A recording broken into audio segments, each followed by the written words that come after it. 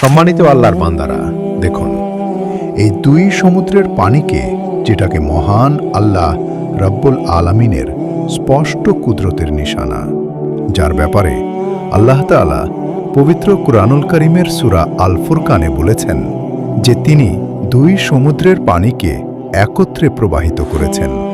তিনি লবণাক্ত এবং মিঠা পানিকে একসাথে প্রবাহিত করেছেন, কিন্তু তাদের মধ্যে রয়েছে একটা অদৃশ্য পর্দা, যার কারণে এই দুই সমুদ্রের পানি কখনোই মিলিত হয় না। কেননা আল্লাহ তাআলার কুদরতের কারণে এই দুই পানির মাঝখানে একটা দেয়াল রয়েছে। একবার চিন্তা করুন, এক পাশে লবণাক্ত পানি, আরেক পাশে রয়েছে মিঠা পানি।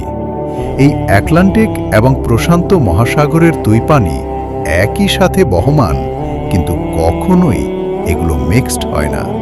এ বিষয় নিয়ে বিজ্ঞানীরা মাত্র কয়েক বছর আগেই গবেষণা করে দেখেছেন যে হাই এবং লো ডেনসিটি লবণ এবং অয়েনের প্রভাবের কারণে এই দুই পানি মিলিত হয় না।